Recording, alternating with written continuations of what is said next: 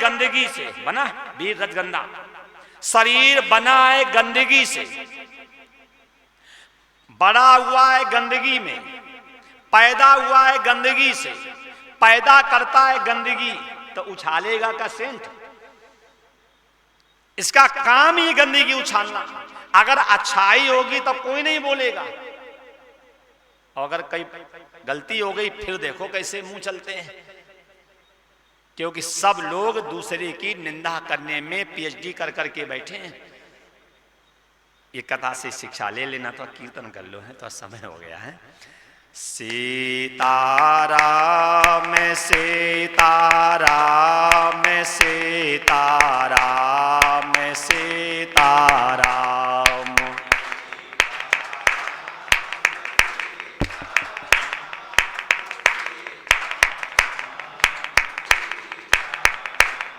मैं सीताराम सीताराम सीताराम सीताराम,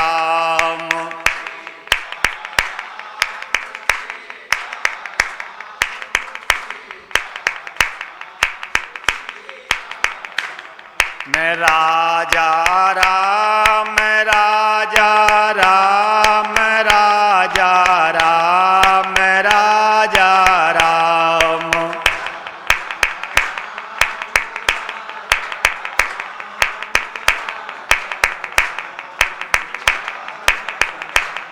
मैं राजा राम राजा राम राजा राम राजा राम,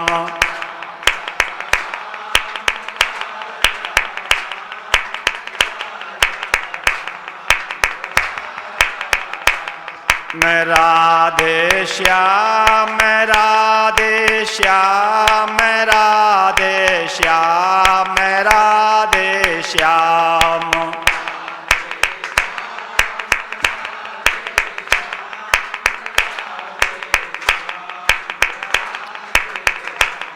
मैं राधे श्याम राधे श्याम राधे श्याम राधे श्याम,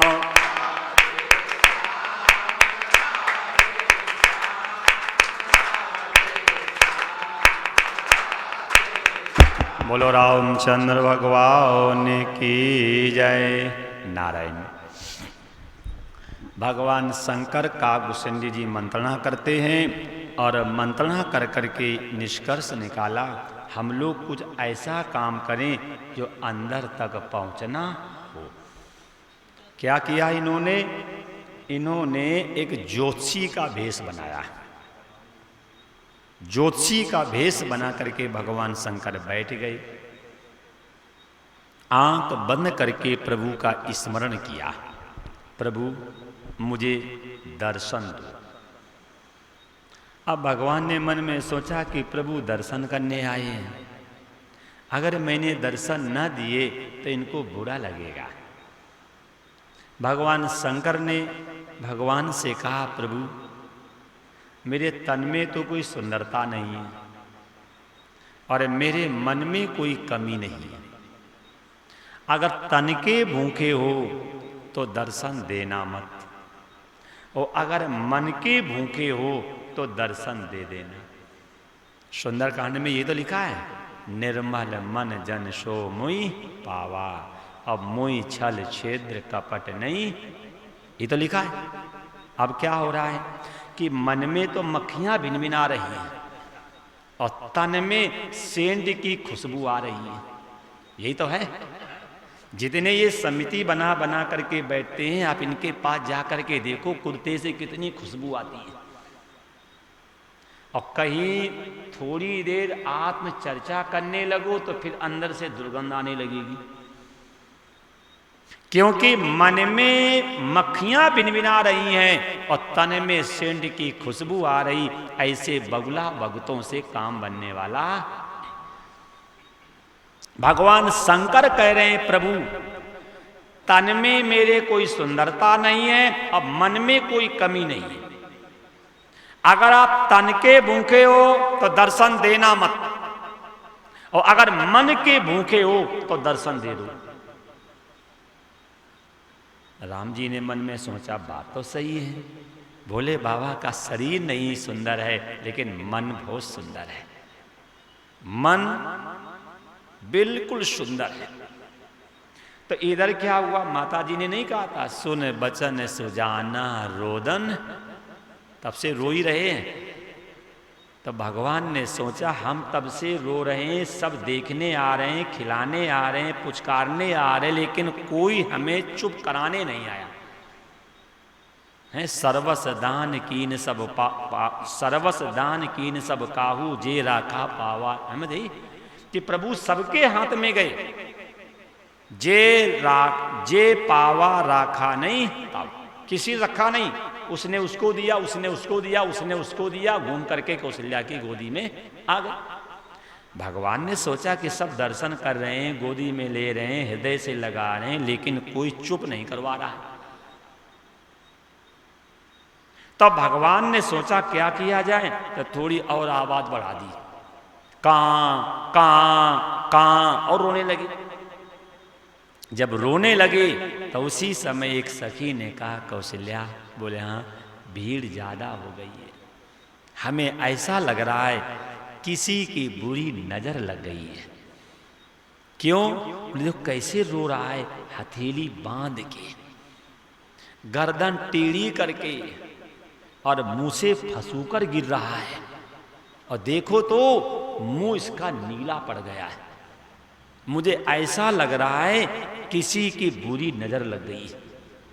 और आपने देखा होगा कि माताएं भावुक होती हैं, चाहे भले उसके पेट में दर्द हो रहा हो, मंदिर में जाओ, पंडित जी से झड़वा करके ले आओ, भावुक होती हैं। कौशल्या ने कहा, हाँ सखी मुझे भी ऐसा लग रहा है, मुझे भी ऐसा लग रहा है किसी की बुरी नजर लग गई। ऐसा करो कोई झाड़ फूंक करने वाला बाबा बुलाओ। माता जी ने ये बात दासियों से कही, दासी ने राजा से कही, राजा ने सेवकों से कही, अब सेवक खोजने लगे कोई झाड़ फूंक करने वाला बाबा है। सरयू जी के किनारे के पेड़ के नीचे भगवान शंकर आंख बंद कर बैठे हैं, काकभूषणी चेला बन करके बैठे, एक गुरु बन गया, एक चेला बन गया। सेवकों ने काकभूषणी जी से कहा, तुम्हारे गुरु जी को कुछ आता है? काकभूषणी जी ने कहा, क्या पूछना है बताओ। बोले कौशल्या के घर में एक पुत्र हुआ है, उसे नजर लग गई है।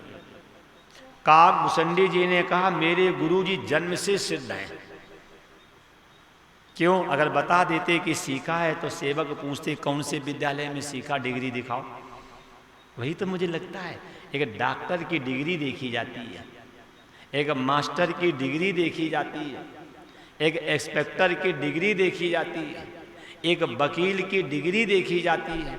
अच्छा, हम लोगों की डिग्री कोई देखता है? बोला, एक चपरासी की नौकरी अगर आप चाहते हो तब भी आपको डिग्री दिखानी पड़ेगी, हैं? अच्छा, हम लोगों की डिग्री है कोई? ढोलक ले लो, हारमोनियम ले लो, पगड़ी बांध लो, माताओं को नचा, बोले उतने बड़ा ज्ञानी। उस जमाने में कथा देख रहे थे जब भगवान शंकर ने त्रिकुट पर्वत पे अपने रहने के लिए घर बनाया है, तब भगवान शंकर ने विचार किया किसी विद्वान ब्राह्मण को बुलाया जाए, और उस विद्वान ब्राह्मणों के संबंध में चर्चा की गई तो भगवान शंकर रावण को बुलाते हैं। और जब भगवान राम ने रामेश्वर की स्थापना की है तो इन्होंने भी रावण को ही बुलाया। उस जमाने में विद्वानों की इज्जत होती थी, और इस जमाने में नचैया गवैया हैं, इसको कहते कि फूटी आंख विवेक की तो क्या करें जगदीश। आज हम लोगों में विवेक नहीं रहा है कि कहां पे बैठ के सुनना चाहिए और कहां पे बैठ करके समय लगाना चाहिए और किस व्यक्ति की बात हमें माननी चाहिए। आज मनुष्य में इतना भी विवेक नहीं है। पशु पक्षियों में विवेक है, पशु पक्षियों में विवेक है, लेकिन आज मनुष्य में विवेक नहीं है। देखो आपके सामने काकभूषणी जी ने कहा मेरे गुरुजी जन्म से सिद्ध हैं, चलो चल पड़े। जैसे दोनों लोग अंदर जाने लगे, सेवकों ने कहा राजघराना है, अंदर एक व्यक्ति जाएगा। आपसे भी मेरा यही निवेदन है कि घरों में कबूतर खाना मत बनाओ, जो आवे अंदर घुस जाए। ऐसा थोड़ी तो कम से कम मर्यादा रखो। भले आप लोग देरी घर में नहीं रखते हो, हैं, देरी घर में नहीं रखते हो, कोई बात नहीं, थोड़ा तो कम से कम घर में अनुशासन होना चाहिए, बड़े बुजुर्ग की बात माननी चाहिए। क्यों? यही भूमि ऋषियों की जहां कंचन बरसते थे, अब विदेशी लोग सुन सुन के दर्शन को तरसते थे। ये वही भूमि है कि जहां आने को लोग तरसते थे। लंका कांड में है, हनुमान जी जब आकाश मार्ग से जा रहे हैं, भरत जी ने बाण मारा, पर्वत वहीं टिक गया, हनुमान जी गिरे हैं, राम का नाम लिया है, भरत जी पास में गए, भक्ति की बाजी लगाई है, हनुमान जी होश में आए। और जब हनुमान जी होश में आए तब भरत जी के पैरों को पकड़ के रोने लगे, भैया मुझे माफ कर दो, भैया मुझे माफ कर दो। भरत जी ने कहा बाण हमने मारा है, गलती हमने की है, माफी हमें मांगनी चाहिए और माफी आप मांग रहे हो। हनुमान जी कहते भैया ये अवध की भूमि इतनी पवित्र है, जहां राम उतर के नीचे आ गए हों, और इस भूमि को अगर मैं आसमान से पार करके जाऊं तो हम जैसा कोई पापी होगा। तो थोड़ा आप भी विचार कर लेना, जिस भूमि पे आप पैदा हुए हो ये भूमि साधारण नहीं है। ये गंगा और यमुना का मध्य जो है इसे स्वर्ग कहा गया है। 12 ज्योतिर्लिंग, सप्तपुरियां सब यही तो है। कभी अपने भाग्य की सराहना करना, जिस पवित्र भूमि पे हमारा जन्म हुआ है, कहीं ऐसा तो नहीं इस भूमि को जन्म लेने के बाद कहीं निरर्थक तो नहीं कर रहे। क्योंकि भारतवर्ष को कहा गया कर्म भूमि, और जितने भी हैं सब हैं भोग भूमि। जितने भगवान के अवतार हुए सब इसी भूमि पे हुए। गायन्ति देवा किल गीत कानी धन्यास्ते भारत भूमि भागा। ये कथा से शिक्षा लो। कह दिया अंदर राजघराना है, 2 व्यक्तियों का प्रवेश मना, 1 व्यक्ति अंदर जाएगा। और जैसे भगवान शंकर अंदर चलने लगे, काकभूषणी जी ने कहा हमें फालतू में लेकर के आए आप। किसी व्यक्ति को आप कहें चलो पिक्चर देख करके आए, बेचारा काम बंद करके तुम्हारे साथ गाड़ी पे बैठ के जाए पिक्चर देखने, और जहाँ पिक्चर हॉल के पास पहुँचे तो आप कह दो तुम यहीं बैठो, मैं अंदर जा रहा हूँ, 3 घंटे के बाद आऊँगा। गुस्सा नहीं आएगी? आप सीधे कहोगे क्या तुम्हें पागल दिख रहे हैं क्या? काम छोड़ के आए, बच्चे छोड़ के आए और पिक्चर देखोगे तुम, हम बैठेंगे बाहर, गुस्सा नहीं आएगी क्या? काकभूषणी जी ने कहा तुम हमें पागल दिख रहे हो क्या? लेकर के आए तुम और जा रहे हो तुम, हम बैठेंगे बाहर, तुम बैठो यहां, हम अंदर जाएंगे। और जैसे काकभूषणी जी अंदर बढ़ने लगे, भोले बाबा ने कहा अच्छा हो गया लाए, हम जा रहे हो तुम, हैं गुरु हो गया गुड़, चेला हो गया शक्कर, लाए हम जा रहे हो तुम। सेवकों ने कहा कुछ समझ में नहीं आ रहा है गुरु चेला का कुछ, वो कहता हम जाएंगे, वो कह रहा हम जाएंगे, कुछ हमें गड़बड़ लग रहा है, हमें शक हो रही है, आप इंसान नहीं हो। भोले बाबा ने सोचा कि मंदिर में आगे गेट फिर भी बंद। भगवान शंकर ने कहा भैया सुनो, बोले हाँ हमारी वृद्धावस्था है, वृद्धावस्था है तो हमें दिखाई नहीं पड़ता है, और मेरा जो चेला है इसे दिखाई पड़ता है। तो सेवकों ने कहा चेले को भेज दो अंदर। भोले बाबा ने कहा नहीं नहीं। बोले क्यों? अरे चेला देखेगा और हमें बताएगा, तब तो हम मंत्र बोलेंगे।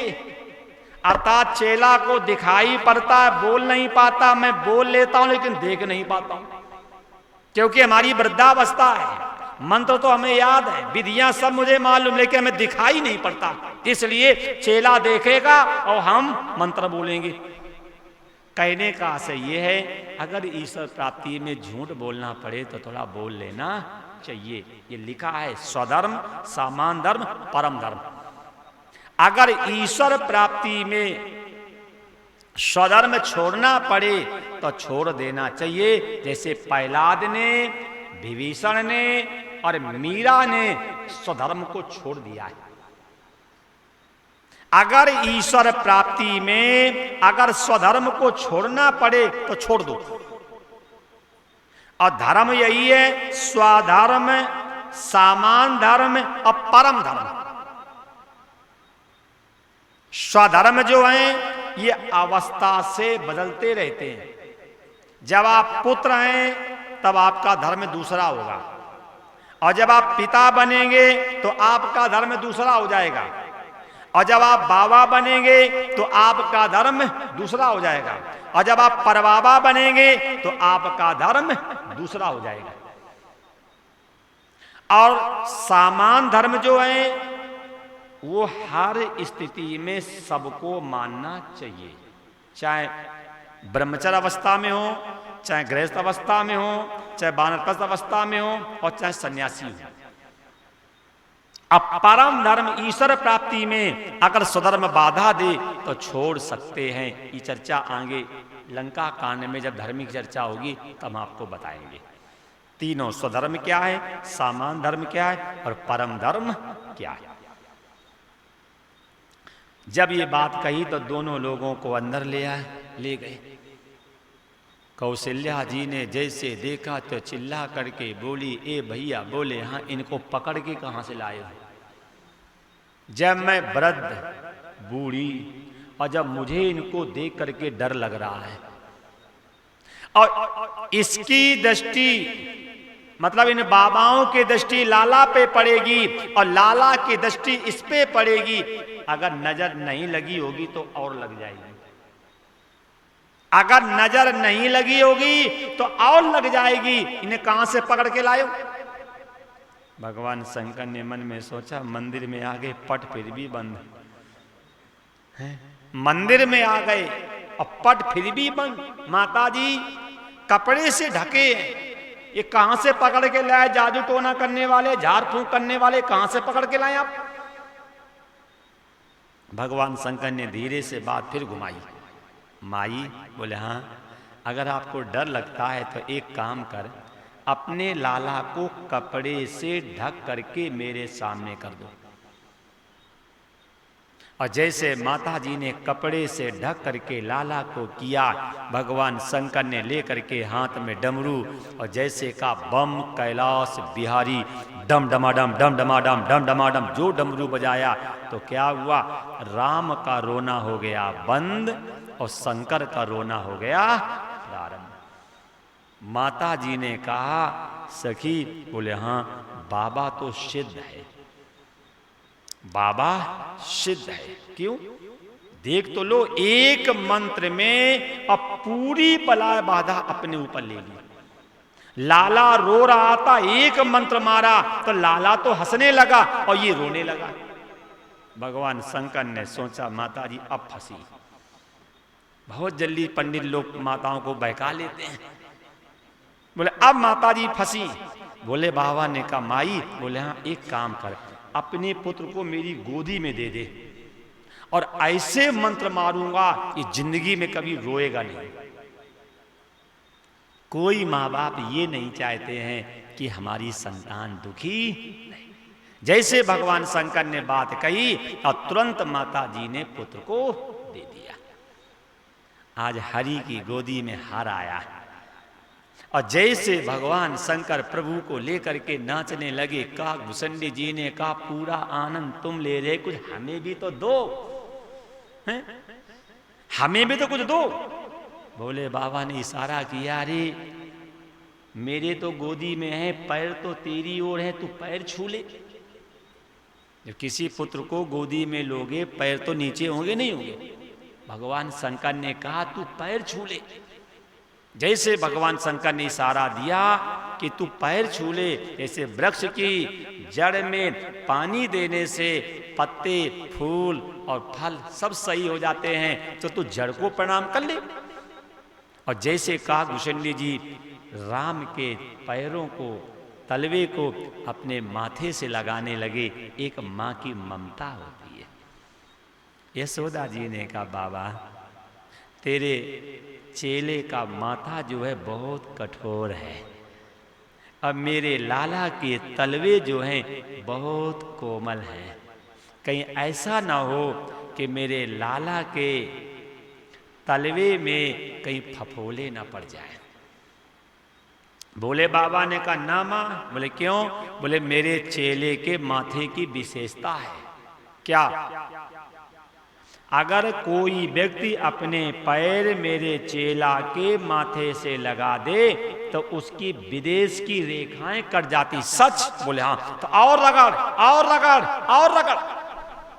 देख लो, पहले मेरे माता पिता बच्चों को परदेश भेजना दुर्भाग्य मानते थे। इस जमाने में क्यों इतनी इच्छा बढ़ाते हो? जो पुत्र को प्रेम से आशीर्वाद दे नहीं सकते हो, नाती को गोदी में बिठा करके खिला नहीं सकते हो, और बहू के हाथ के दो फुलके खा नहीं सकते हो, तो संतान पैदा ही क्यों करी थी आपने? हैं? संतान आपने पैदा ही क्यों की थी? जब नौकरानी के हाथ, जब तुम नौकरानी के हाथ की रोटी खानी है, नाती का मुंह नहीं चूमना है, कुत्तों के मुंह चूमने हैं, तो बच्चे पैदा ही क्यों किए थे आपने? पहले मेरे माँ बाप बच्चों को परदेश भेजना दुर्भाग्य मानते थे। इस जमाने में अगर लल्ला अमेरिका में हैं तो उनके मम्मी पापा मोहल्ला वाले को चैन से रहने नहीं देते। उनके माता पिता मोहल्ला वालों को चैन से रहने नहीं देंगे। मेरा लड़का अमेरिका में है, अच्छा तुम्हें लड़का से सुख क्या मिल रहा है? तुम्हें तो वही बेड, अगर बेड ना हो, डबल बेड ना हो तो भूखे मर जाओगे नहीं मर जाओगे? हैं? अगर नौकरानी ना हो तो भूखे मरोगे नहीं मरोगे?